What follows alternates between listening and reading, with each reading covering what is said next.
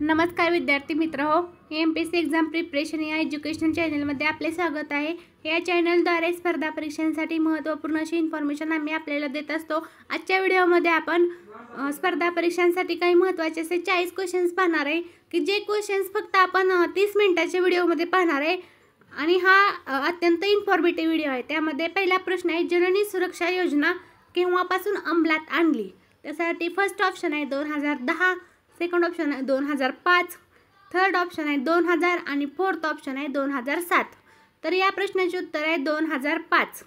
2005 पासून जननी सुरक्षा योजना अंमलात आलेली आहे।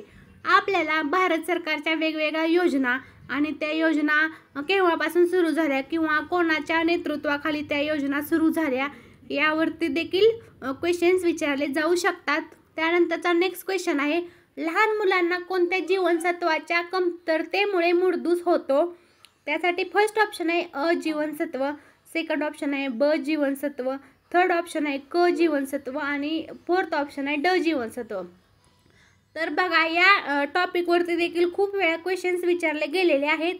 जीवनसत्व, त्या जीवनसत्वाचे रासायनिक नाव, त्याचबरोबर ते जीवनसत्वाचे मेन सोर्सेस कोणते आहेत किंवा त्या जीवनसत्वाच्या अभावामुळे कोणकोणते आजार होतात हे देखील लक्षात ठेवायचे आहे।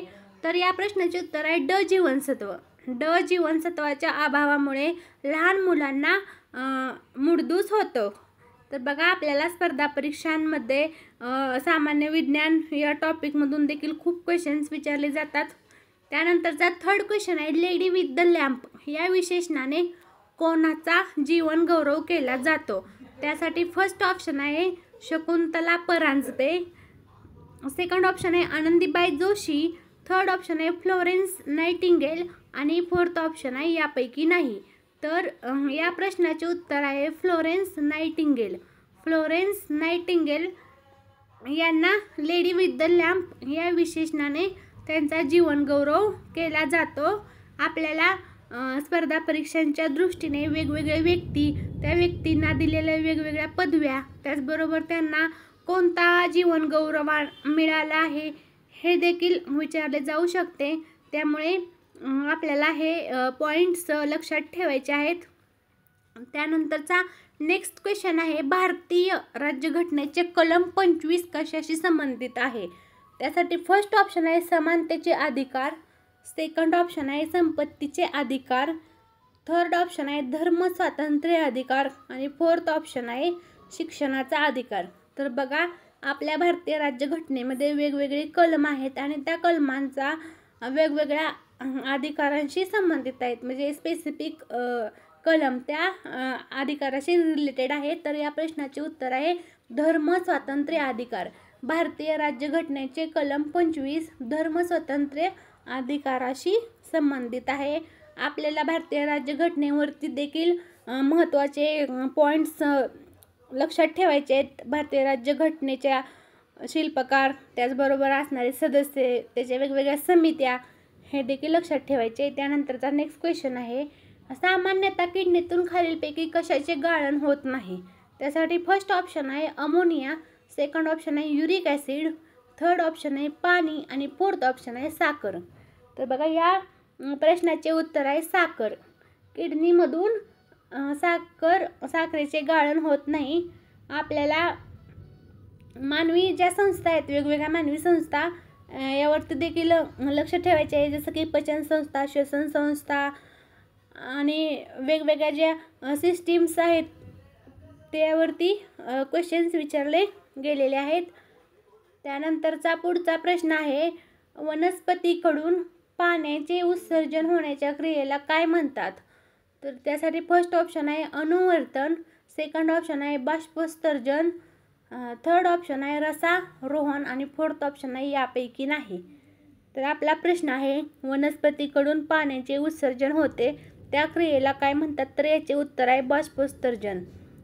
वनस्पतीकडून जी काही पाण्याचं उत्सर्जन होतं त्याला बाष्पोत्सर्जन असे म्हणतात। आपल्याला स्पर्धा परीक्षांसाठी वनस्पती, त्या वनस्पतींच्या वेगवेगळ्या ज्या क्रिया आहेत त्या क्रिया, बरोबर वनस्पतीचे वर्गीकरण यावरती लक्ष द्यायचे आहे।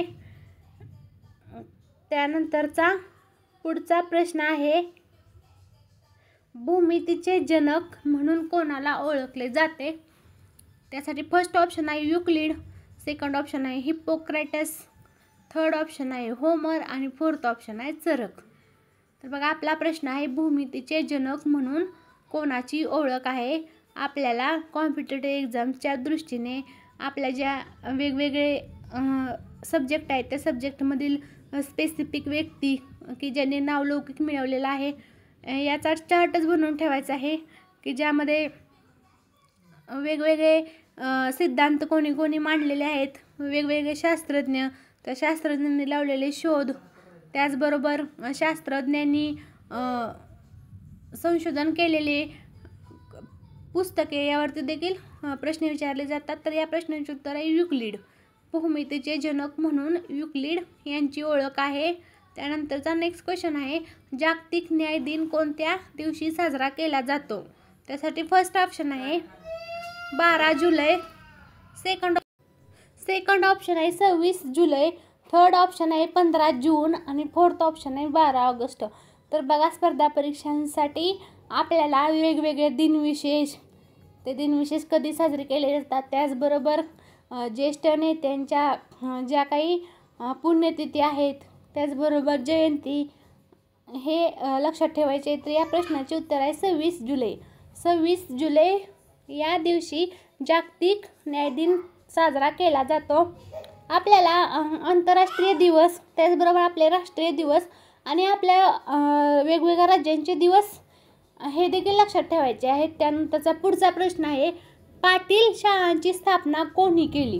त्यासाठी फर्स्ट ऑप्शन आहे महात्मा फुले, सेकंड ऑप्शन आहे राजर्षी शाहू महाराज, थर्ड ऑप्शन आहे महात्मा गांधी आणि फोर्थ ऑप्शन आहे यापैकी नाही. तर बघा स्पर्धा परीक्षांसाठी आपल्याला वेगवेगळ्या संस्था, त्या संस्थाचे संस्थापक, त्याचबरोबर आपल्या स्वातंत्र्याच्या काळाच्या आधी ज्या काही सामाजिक चळवळी सुरू झाल्या, त्याचबरोबर ज्या काही वेगवेगळ्या सामाजिक संस्था स्थापन झाल्या त्या संस्थांचे संस्थापक, त्या संस्थाचे उद्दिष्ट काय होते हे देखील लक्षात ठेवायचे आहे. तर या प्रश्नाचे उत्तर आहे राजर्षी शाहू महाराज. राजर्षी शाहू महाराज यांनी पाटील शाळांची स्थापना केलेली होती. त्यानंतरचा नेक्स्ट क्वेश्चन आहे, बंगाल प्रांतामध्ये दुहेरी राज्यव्यवस्था कोणी सुरू केली? आपला प्रश्न आहे की बंगाल प्रांतात दुहेरी राज्यव्यवस्था कोणी सुरू केली? त्यासाठी फर्स्ट ऑप्शन आहे रॉबर्ट क्लाइव्ह, सेकंड ऑप्शन आहे लॉर्ड डलहौसी, थर्ड ऑप्शन आहे लॉर्ड कर्झन आणि फोर्थ ऑप्शन आहे यापैकी नाही.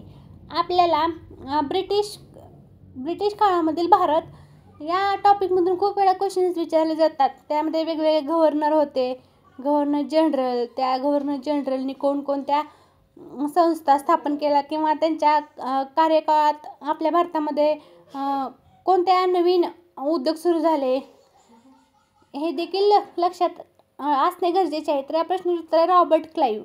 रॉबर्ट क्लाइव्ह यांनी बंगाल प्रांतात दुहेरी राज्यव्यवस्था स्थापन सुरू केलेली होती. त्यानंतरचा नेक्स्ट क्वेश्चन आहे, महाराष्ट्र राज्य गुन्हे अन्वेषण विभागाचे मुख्यालय खालीलपैकी कोठे आहे? त्यासाठी फर्स्ट ऑप्शन आहे मुंबई, सेकंड ऑप्शन आहे पुणे, थर्ड ऑप्शन आहे नागपूर आणि फोर्थ ऑप्शन आहे नांदेड. तर आपल्याला स्पर्धा परीक्षांमध्ये वेगवेगळे विभाग आणि ते विभागाचे मुख्यालय हे देखील लक्षात ठेवायचे आहे. विभाग, त्या विभागाचे आता सध्याचे जे म्हणजे अध्यक्ष किंवा सध्याचे आयुक्त, सचिव हे देखील आपल्याला लक्षात ठेवायचे आहे. तर या प्रश्नाचे उत्तर आहे पुणे.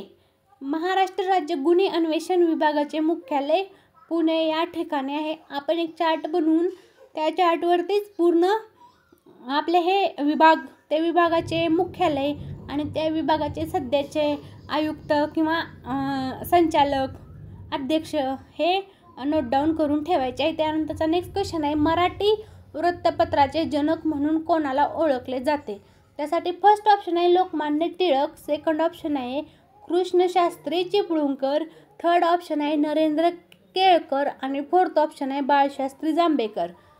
तर बघा आपला प्रश्न आहे, मराठी वृत्तपत्राचे जनक म्हणून कोणाला ओळखले जाते? तर या प्रश्नाचे उत्तर आहे बाळशास्त्री जांभेकर. बाळशास्त्री जांभेकर यांना मराठी भाषेचे, मराठी वृत्तपत्राचे जनक म्हणतात. आपल्याला स्पर्धा परीक्षांमध्ये असे प्रश्न विचारले जातात वेगवेगळे जनक मराठी भाषेचे किंवा आपल्या हिंदी भाषेचे किंवा इतर भाषेचे देखील विचारले जाऊ शकतात. त्यानंतर नेक्स्ट प्रश्न आहे, डिप्रेस्ड क्लासेस मशीनची स्थापना कोणी केली?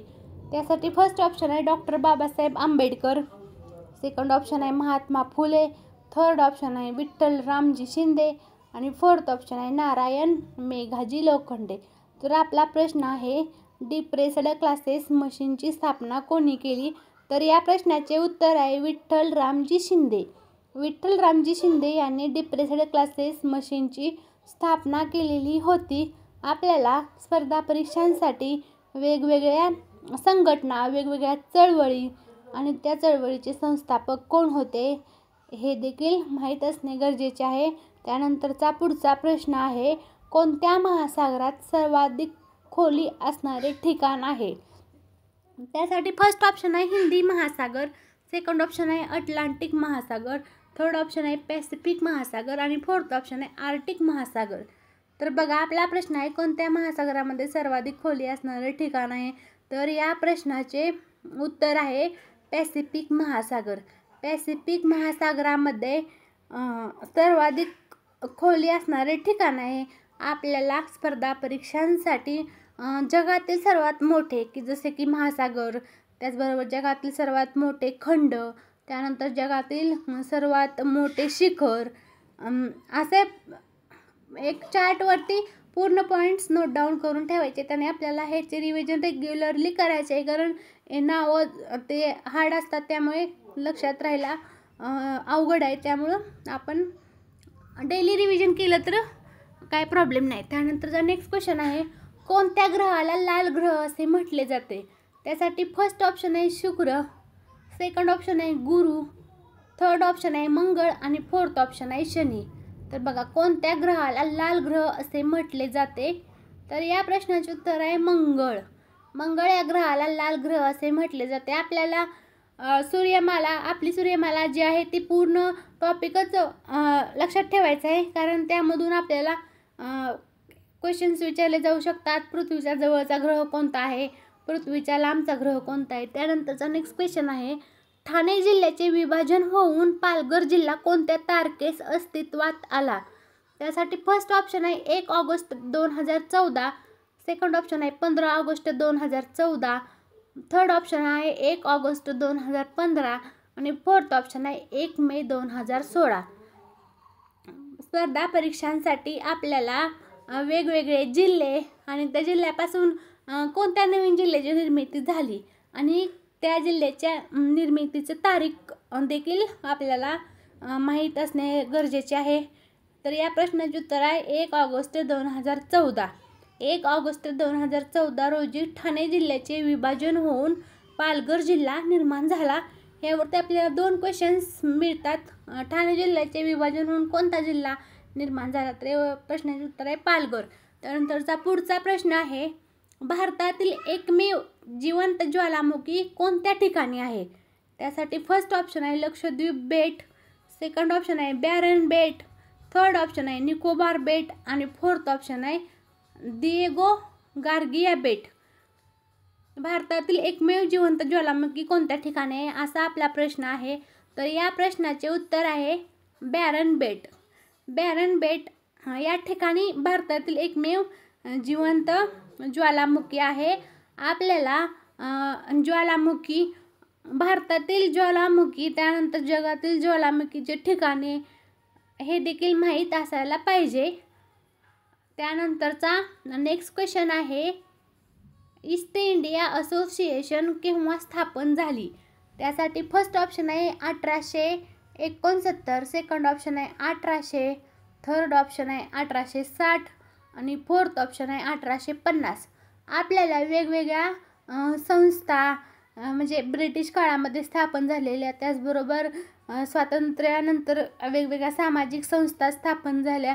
त्या संस्था केव्हा स्थापन झाल्या, कोठे स्थापन झाल्या आणि त्या संस्थांचे संस्थापक कोण होते, त्याचबरोबर त्या संस्थांचे उद्दिष्ट काय होते यावरती लक्ष द्यायचे आहे. त्याचे उत्तर आहे 1869. 1869 साली ईस्ट इंडिया असोसिएशन या संस्थेची स्थापना झालेली होती? आपल्याला ज्या काही स्वातंत्र्याच्या आधीच्या काळात वेगवेगळ्या सामाजिक संस्था स्थापन झालेल्या होत्या, त्या सामाजिक संस्थांची पूर्ण माहिती असणे गरजेचे आहे. त्यानंतरचा नेक्स्ट क्वेश्चन आहे, ईस्ट इंडिया असोसिएशनची स्थापना कोठे झाली होती? त्यासाठी फर्स्ट ऑप्शन आहे पुणे, सेकंड ऑप्शन आहे मुंबई, थर्ड ऑप्शन आहे चेन्नई आणि फोर्थ ऑप्शन आहे नवी दिल्ली.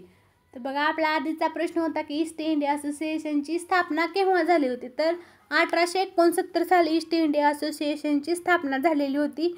तर ईस्ट इंडिया असोसिएशनची स्थापना मुंबई येथे झालेली होती. आपल्याला त्या एखाद्या संघटनेची स्थापनेचे स्थळ, ठिकाण देखील माहीत असायला पाहिजे, कारण स्पर्धा परीक्षांसाठी असे क्वेश्चन्स इम्पॉर्टंट आहेत. त्यानंतरचा नेक्स्ट क्वेश्चन आहे, महात्मा ज्योतिबा फुले यांनी कोणत्या समाजाची स्थापना केली? त्यासाठी फर्स्ट ऑप्शन आहे सत्यशोधक समाज, सेकंड ऑप्शन आहे आर्य समाज, थर्ड ऑप्शन आहे ब्राह्मो समाज आणि फोर्थ ऑप्शन आहे प्रार्थना समाज. बघा, महात्मा ज्योतिबा फुले यांनी कोणत्या समाजाची स्थापना केली होती हा आपला प्रश्न आहे. तर या प्रश्नाचे उत्तर आहे सत्यशोधक समाज. सत्यशोधक समाजाची महात्मा ज्योतिबा फुले यांनी स्थापना केलेली होती. आपल्याला असे वेगवेगळे समाजसुधारक, त्या समाजसुधारकांनी स्थापन केलेल्या वेगवेगळ्या संस्था, परत त्याचबरोबर त्या संस्थेचे घोषवाक्य काय होते किंवा त्या संस्थांनी समाजासाठी कोणकोणती कार्य केली यावरती लक्ष द्यायचे आहे. त्यानंतरचा पुढचा प्रश्न आहे, लखनौ करार कोणत्या वर्षी झाला? त्यासाठी फर्स्ट ऑप्शन आहे 1917, सेकंड ऑप्शन आहे 1916, थर्ड ऑप्शन आहे 1918 आणि फोर्थ ऑप्शन आहे 1919. तर आपला प्रश्न आहे, लखनौ करार कोणत्या वर्षी करण्यात आला? आपल्याला स्पर्धा परीक्षांसाठी वेगवेगळे करार आणि त्या करारामध्ये कोणकोणत्या देशामध्ये तो करार झाला किंवा कोणत्या राज्यामध्ये करार झाला, कोणाच्या सहमतीने तो करार झाला, हे देखील माहीत असायला पाहिजे. तर या प्रश्नाचे उत्तर आहे 1916. 1916 मध्ये लखनौ करार करण्यात आलेला होता. आपल्याला हे क्वेश्चन्स महत्त्वाचे आहेत. त्यानंतर नेक्स्ट क्वेश्चन आहे, समानतेचा अधिकार कोणत्या कलमामध्ये नमूद करण्यात आलेला आहे? त्यासाठी फर्स्ट ऑप्शन आहे कलम 13, सेकंड ऑप्शन आहे कलम 15, थर्ड ऑप्शन आहे कलम 14 आणि फोर्थ ऑप्शन आहे कलम 16. समानतेचा अधिकार कोणत्या कलमामध्ये नमूद करण्यात आलेला आहे हा आपला प्रश्न आहे. स्पर्धा परीक्षांसाठी आपल्याला भारतीय राज्यघटना हा देखील पूर्ण टॉपिक अत्यंत महत्त्वाचा आहे, कारण यामधून खूप क्वेश्चन्स विचारले गेलेले आहेत किंवा येणाऱ्या एक्झाममध्ये देखील यावरती खूप क्वेश्चन्स विचारले जाऊ शकतात. तर या प्रश्नाचे उत्तर आहे कलम 14. कलम 14 मध्ये समानतेचा अधिकार नमूद करण्यात आलेला आहे. आपल्याला वेगवेगळे कलम आणि त्या कलमानुसार कोणकोणते अधिकार किंवा कोणकोणते कायदे हे देखील आपल्याला माहीत असायला पाहिजे. त्यानंतरचा पुढचा प्रश्न आहे, मे जंगल जामो ही योजना कोणाशी संबंधित आहे? आपला प्रश्न आहे, मो जंगल जामो ही जी योजना आहे तर ती कोणाशी संबंधित आहे? तर या प्रश्नासाठी पर्याय आहेत. फर्स्ट ऑप्शन आहे ग्रामीण, सेकंड ऑप्शन आहे शहरी, थर्ड ऑप्शन आहे आदिवासी आणि फोर्थ ऑप्शन आहे यापैकी नाही. तर बघा, आपला प्रश्न आहे की मो जंगल जामो ही योजना आदिवासीशी संबंधित आहे. आपल्याला वेगवेगळ्या योजना, त्या योजना कोणाशी संबंधित आहे, म्हणजे कोणाशी त्या योजनाचा संबंध आहे, त्याचबरोबर त्या योजनाचे त्या विशिष्ट ह्यांना काय फायदे होणार आहेत ह्या देखील आपल्याला माहीत असायला पाहिजे. त्यानंतरचा पुढचा प्रश्न आहे, भगवान महावीर जैन धर्माचे कितवे तीर्थकार होते? त्यासाठी फर्स्ट ऑप्शन आहे 15, सेकंड ऑप्शन आहे 10, थर्ड ऑप्शन आहे 24 आणि फोर्थ ऑप्शन आहे 20. तर भगवान महावीर जैन धर्माचे कितवे तीर्थकार होते असा आपला प्रश्न आहे. तर या प्रश्नाचे उत्तर आहे 24वे. भगवान महावीर जैन धर्माचे 24वे तीर्थकार होते. आपल्याला स्पर्धा परीक्षांसाठी जैन धर्माचे तीर्थकार लक्षात ठेवायचे, कारण हे प्रश्न खूप वेळा विचारले गेलेले आहेत. आपल्याला वेगवेगळ्या संप्रदाय, त्याचबरोबर त्या संप्रदायाचे असणारे वेगवेगळे संत, त्याचबरोबर त्या संतांनी त्या संप्रदायासाठी केलेले कार्य, त्याचबरोबर त्यांच्या विशिष्ट रचना हे देखील माहीत असायला पाहिजे. त्यानंतरचा पुढचा प्रश्न आहे, मराठी भाषा पाणिनी असे कोणाला म्हणतात? यासाठी फर्स्ट ऑप्शन आहे त्र्यंबक बापूजी ठोंबरे, त्यानंतर सेकंड ऑप्शन आहे कृष्णाजी केशव दामले, थर्ड ऑप्शन आहे दादोबा पांडुरंग तरखडकर आणि फोर्थ ऑप्शन आहे यापैकी नाही. तर बघा, या प्रश्नाचे उत्तर आहे दादोबा पांडुरंग तरखडकर. दादोबा पांडुरंग तरखडकर यांना मराठी भाषा पाणिनी असे म्हणतात. आपल्याला या टॉपिकमधून देखील खूप क्वेश्चन्स पाहायला मिळतात. त्यामध्ये वेगवेगळे लेखक, त्या लेखकांचे टोपल नावे, त्याचबरोबर वेगवेगळे कवींची टोपल नावे, त्यांनी लिहिलेले ग्रंथ, त्याचबरोबर त्यांनी लिहिलेले काव्यसंग्रह, त्यानंतर एखादे विशिष्ट कवी त्या स्पेसिफिक म्हणजे भारूड संत एकनाथांसाठी आहे तसे आपल्याला पूर्ण रिव्हिजन करायचे आहे. त्यानंतरचा पुढचा प्रश्न आहे, कवी बी यांचे पूर्ण नाव काय आहे? त्यासाठी फर्स्ट ऑप्शन आहे प्रल्हाद केशव आत्रे, सेकंड ऑप्शन आहे कृष्णाजी केशव दामले, थर्ड ऑप्शन आहे नारायण मुरलीधर गुप्ते आणि फोर्थ ऑप्शन आहे त्र्यंबक बापूजी ठोंबरे. तर आपल्याला स्पर्धा परीक्षांसाठी कवी, त्या कवींचे पूर्ण नाव, त्याचबरोबर त्या कवींचे टोपल नाव हे देखील नोट डाऊन करून ठेवायचे आहे, कारण यावरती क्वेश्चन्स विचारले जातातच. तर या प्रश्नाचे उत्तर आहे नारायण मुरलीधर गुप्ते. कवी बी यांचे पूर्ण नाव नारायण मुरलीधर गुप्ते हे आहे. आपल्याला मराठी भाषेमधून देखील स्पर्धा परीक्षांसाठी खूप क्वेश्चन्स विचारले जातात. त्यामध्ये आपल्याला कवी, त्या कवींचे संग्रहक, त्याचबरोबर त्यांनी लिहिलेले नाटक, त्यांचे लेखन यावरती प्रश्न विचारले जातात. त्यानंतरचा पुढचा प्रश्न आहे, महाराष्ट्र कवी म्हणून कोणाला ओळखतात? त्यासाठी फर्स्ट ऑप्शन आहे यशवंत दिनकर पेंढरकर, सेकंड ऑप्शन आहे श्रीपाद नारायण राजहंस, थर्ड ऑप्शन आहे शंकर गोडघाटे आणि फोर्थ ऑप्शन आहे काशीनाथ हरी मोडक. तर या प्रश्नाचे उत्तर आहे यशवंत दिनकर पेंढरकर. यशवंत दिनकर पेंढरकर यांना महाराष्ट्र कवी म्हणून ओळखतात. आपल्याला स्पर्धा परीक्षांसाठी हे चार्टवरतीच लिहून, जर आपण घराच्या भिंतीवरती जर हा चार्ट लिहून ठेवला तर आपल्याला तो इझिली वाचता येतो. त्यामुळे आपण तो लक्षात ठेवायला पण आपल्याला सोपा आहे. त्यानंतरचा नेक्स्ट क्वेश्चन आहे, 60 वर्ष पूर्ण झाले तर कोणता महोत्सव साजरा करतात? त्यासाठी फर्स्ट ऑप्शन आहे सुवर्ण महोत्सव, सेकंड ऑप्शन आहे हिरक महोत्सव, थर्ड ऑप्शन आहे रौप्य महोत्सव आणि फोर्थ ऑप्शन आहे अमृत महोत्सव. तर बघा, आपल्याला स्पर्धा परीक्षांसाठी हे पॉईंट्स खूप वेळा विचारलेले आहेत आणि या पॉईंट्समधून आपल्याला खूप वेळा म्हणजे कन्फ्युजन होते. महोत्सव आणि त्या महोत्सवाला दिलेले दुसरे नाव. तर 60 वर्षे पूर्ण झाले तर त्याला हिरक महोत्सव असे म्हणतात. आपल्याला हे पण चार्टवरतीच लिहायचं आहे. 25 वर्ष झाले की कोणता महोत्सव, 50 असे पूर्ण चार्टवरती नोट डाऊन करायचे आहे. त्यानंतरचा नेक्स्ट क्वेश्चन आहे, अमृत महोत्सव किती वर्ष पूर्ण केल्यानंतर साजरा करतात? तर या प्रश्नासाठी 4 ऑप्शन आहेत. फर्स्ट ऑप्शन आहे 75, सेकंड ऑप्शन आहे 50, थर्ड ऑप्शन आहे 25 आणि फोर्थ ऑप्शन आहे 60. तर बघा, अमृत महोत्सव हा 75 वर्ष पूर्ण झाल्यानंतर अमृत महोत्सव साजरा करतात. आपल्याला स्पर्धा परीक्षांसाठी हे पॉईंट लक्षात ठेवायचे आहेत. वेगवेगळे महोत्सव आणि किती वर्ष झाल्यानंतर कोणता महोत्सव आहे यामध्ये आपल्याला मिसअंडरस्टँडिंग होऊ शकतं. त्यामुळे हे आपल्याला इझी लक्षात ठेवायचे आहेत, कारण यामधून हे सोपं आहे पण कन्फ्युजनमुळे आपले मार्क जाऊ शकतात. त्यानंतरचा पुढचा प्रश्न आहे, मुख्यमंत्री आपला राजीनामा कोणाकडे देतात? त्यासाठी फर्स्ट ऑप्शन आहे राष्ट्रपती, सेकंड ऑप्शन आहे पंतप्रधान, थर्ड ऑप्शन आहे राज्यपाल आणि फोर्थ ऑप्शन आहे उपराष्ट्रपती.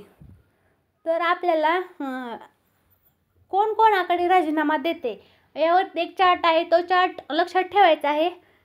वेगवेगळे पद आणि त्या पदावर असणारी व्यक्ती कोणाकडे राजीनामा देऊ शकतात? तर या प्रश्नाचे उत्तर आहे मुख्यमंत्री आपला राजीनामा हा राज्यपालांकडे देत असतात.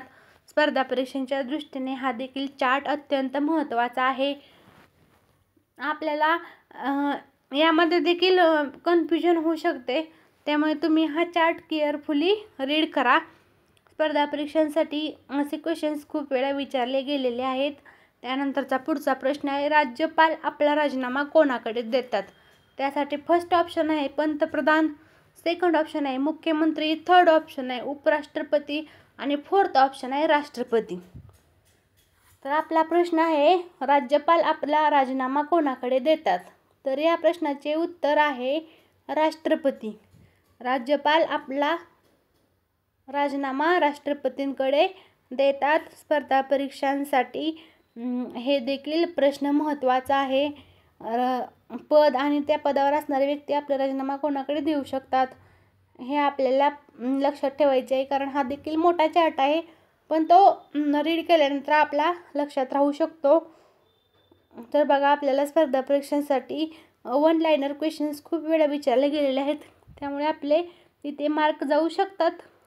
त्यानंतरचा नेक्स्ट क्वेश्चन आहे, भारताचे सर्वोच्च न्यायालय कोठे आहे? त्यासाठी फर्स्ट ऑप्शन आहे मुंबई, सेकंड ऑप्शन आहे दिल्ली, थर्ड ऑप्शन आहे पुणे आणि फोर्थ ऑप्शन आहे कलकत्ता. तर बघा, भारताचे सर्वोच्च न्यायालय दिल्ली या ठिकाणी आहे. आपल्याला कॉम्पिटेटिव्ह एक्झामसाठी सर्वोच्च न्यायालयाचे देखील पूर्ण माहिती असणे गरजेचे आहे. त्यामध्ये आपल्या सर्वोच्च न्यायालयाचे सरन्यायाधीश कोण आहेत, त्या सरन्यायाधीशांविषयी देखील डिटेल माहिती आपल्याला असायला पाहिजे.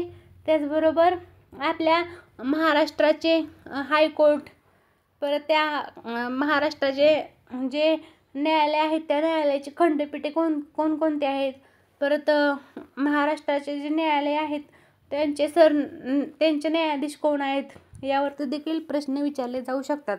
त्यानंतरचा पुढचा प्रश्न आहे, सूर्यग्रहण केव्हा घडते? त्यासाठी फर्स्ट ऑप्शन आहे पौर्णिमा, सेकंड ऑप्शन आहे अमावस्या, थर्ड ऑप्शन आहे एकादशी आणि फोर्थ ऑप्शन आहे चतुर्थी. बघा, आपला प्रश्न आहे सूर्यग्रहण केव्हा घडते. या टॉपिक देखील महत्त्वाचा आहे. सामान्य विज्ञानचे most of the topics important आहे स्पर्धा परीक्षांसाठी. आपल्याला सामान्य विज्ञानामधून खूप क्वेश्चन्स इझिली भेटतात. त्यामध्ये या प्रश्नाचे उत्तर आहे अमावस्या. सूर्यग्रहण हे अमावस्येला घडते. यामध्ये आपल्याला कन्फ्युजन होता कामा नये. आणि नेक्स्ट क्वेश्चन आहे, चंद्रग्रहण केव्हा घडते? त्यासाठी फर्स्ट ऑप्शन आहे अमावस्या, सेकंड ऑप्शन आहे पौर्णिमा, थर्ड ऑप्शन आहे पंचमी आणि फोर्थ ऑप्शन आहे चतुर्थी. तर आपला प्रश्न आहे, चंद्रग्रहण केव्हा घडते? तर या प्रश्नाचे उत्तर आहे पौर्णिमा.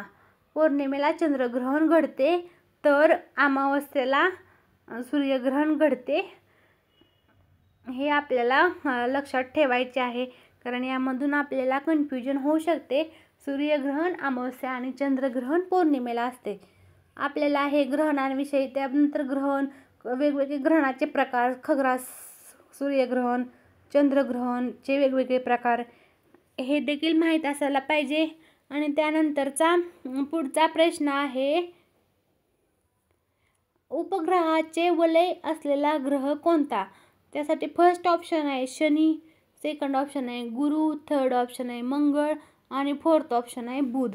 तर बघा, आपल्याला सूर्यमालेवरती देखील प्रश्न विचारले जातात. खगोलशास्त्रामधून देखील आपल्याला प्रश्न विचारले जातात. त्यामुळे आपल्याला सर्व पॉईंट्स हे केअरफुली लक्षातच ठेवायचे आहेत. सूर्यमालेमध्ये असणारे वेगवेगळे ग्रह, त्या ग्रहाचा परिवलन कालावधी, परिभ्रमण कालावधी हे देखील महत्त्वाचे पॉईंट आहेत. तर या प्रश्नाचे उत्तर आहे शनी. उपग्रहाचे वलय असलेला ग्रह हा शनी ग्रह आहे. आपल्याला इझी क्वेश्चन्स असतात, पण आपण न वाचल्यामुळे किंवा आपले कन्फ्युजन होऊन आपले मार्क जाऊ शकतात. त्यामुळे तुम्ही प्रत्येक पॉईंट हा केअरफुली वाचायलाच पाहिजे. त्यानंतरचा नेक्स्ट क्वेश्चन आहे, भारताचे पितामह कोणाला म्हणतात? त्यासाठी फर्स्ट ऑप्शन आहे महात्मा गांधी, सेकंड ऑप्शन आहे महात्मा फुले, थर्ड ऑप्शन आहे दादाभाई नौरोजी आणि फोर्थ ऑप्शन आहे लोकमान्य टिळक. तर बघा, या प्रश्नाचे उत्तर आहे दादाभाई नौरोजी. दादाभाई नौरोजी यांना भारताचे पितामह असे म्हणतात. महात्मा गांधी यांना भारताचे राष्ट्रपिता म्हणतात. स्पर्धा परीक्षांसाठी आपल्याला वेगवेगळे नेते, त्याचबरोबर त्या नेत्यांना असणारी टोपल नावे, त्यांच्या उपाध्या, पदव्या, यावरती क्वेश्चन्स खूप वेळा विचारले जातात. त्यानंतरचा नेक्स्ट क्वेश्चन आहे, भारताची संसद कोठे आहे?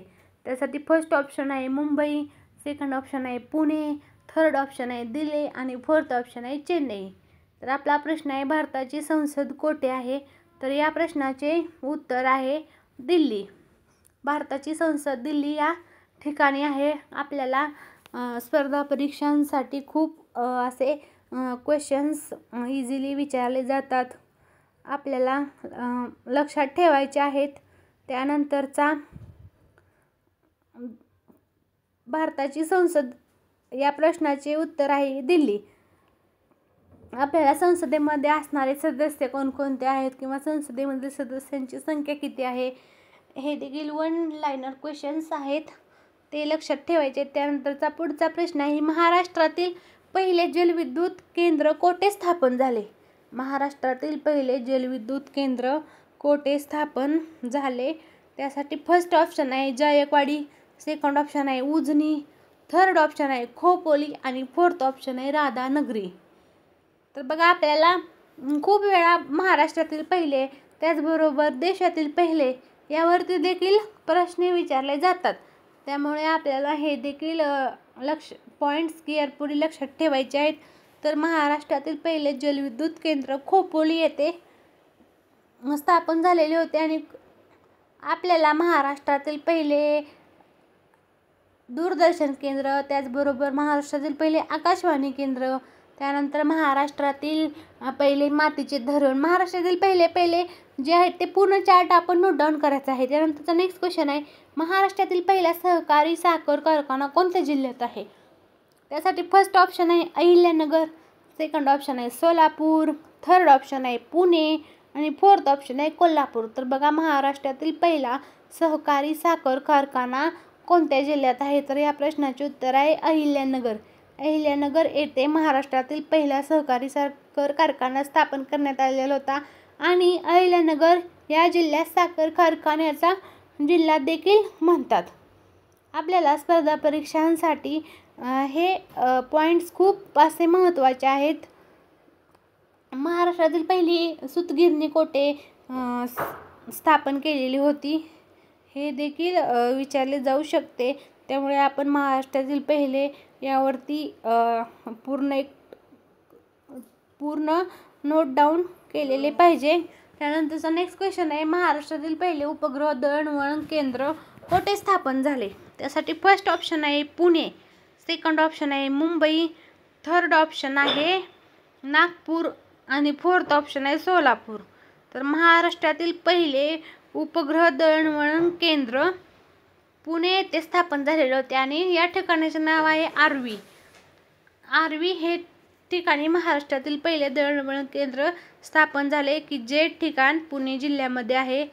तर बघा, आजच्या व्हिडिओमध्ये आपण स्पर्धा परीक्षांसाठी काही महत्त्वाचे असे 40 क्वेश्चन्स पाहिलेले आहेत, जे क्वेश्चन्स तुम्हाला येणाऱ्या कोणत्याही एक्झामसाठी अत्यंत महत्त्वाचे आहेत. त्यामुळे तुम्हाला हा